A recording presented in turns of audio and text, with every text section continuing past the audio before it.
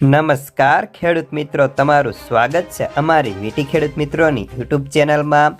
તો આજે કપાસના ભાવ કેવા રહી શકે, સાથે જ કપાસના બંને વાયદા, હાજર બજારની સ્થિતિ અને કપાસને લઈને એક બે તાજા સમાચાર આવ્યા છે તેની સંપૂર્ણ માહિતી વિગતવાર મેળવશું।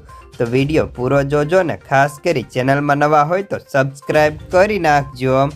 તો મિત્રો, સૌપ્રથમ તો આપણે કપાસ બજાર અને વાયદાની વાત કરીએ તો હાલ આજે MCX વાયદો બંધ હતો, જ્યારે MCXની કરંટ પ્રાઇસ અત્યારે 54,300 રૂપિયા જોવા મળતા હતા।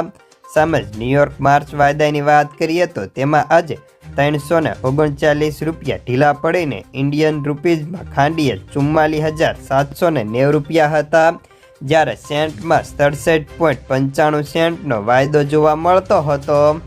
હવે આપણે વાત કરીએ તો હાજર બજારમાં કપાસની બજારોમાં ખાસ કોઈ મોટી મૂવમેન્ટ નહોતી, ભાવમાં સ્થિરતા જોવા મળી રહી છે અને કપાસની બજારો વધી ન હોવાથી વેચવાલી પણ હવે ધીમી ગતિએ ઘટતી જવાની સંભાવનાઓ દેખાય છે।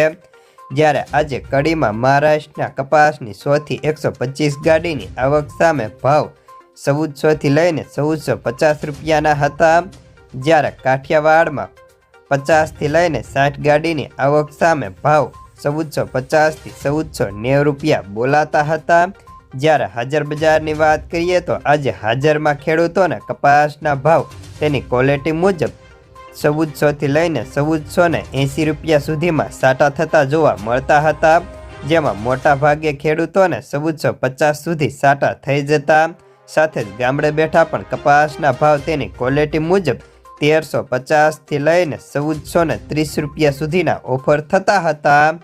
જ્યારે આપણે રૂ બજારની વાત કરીએ તો રૂમાં સતત બીજા દિવસે ખાંડીએ 150 રૂપિયા ઘટ્યા હતા, વેચવાલીમાં પણ ઘટાડો જોવા મળ્યો હતો, જ્યારે દેશમાં આજે કુલ આવક 1,70,000 ગાંસડીની થઈ હતી। જ્યારે રૂ બજારની આજે 356 કિલોની ખાંડીની વાત કરીએ તો આજે ભારતની અંદર ભાવ 53,800 રૂપિયા બોલાતા હતા। સામે જ કલ્યાણ રૂના ભાવ 40,400 રૂપિયા પ્રતિ ખાંડીએ બોલાય છે। જ્યારે હવે અમેરિકામાં રૂની નિકાસમાં નોંધપાત્ર રીતે વધારો થતાં ન્યુયોર્ક રૂ વાયદામાં વધવાની ધારણાઓ છે, જ્યારે પાકિસ્તાનને 5 એકરથી વધુ કપાસનું વાવેતર કરનારા ખેડૂતોને 25,000નું પ્રોત્સાહન આપવાની જાહેરાત કરી હતી। જ્યારે હવે આગામી સમયમાં વાવેતર કેવું રહેશે, સાથે જ હવે માંગની નિકાસના વેપારો પણ કેવા થશે તેના ઉપર આખા બજારનો આધાર છે। તો બસ આજના કપાસના સમાચારમાં આટલું જ, ધન્યવાદ।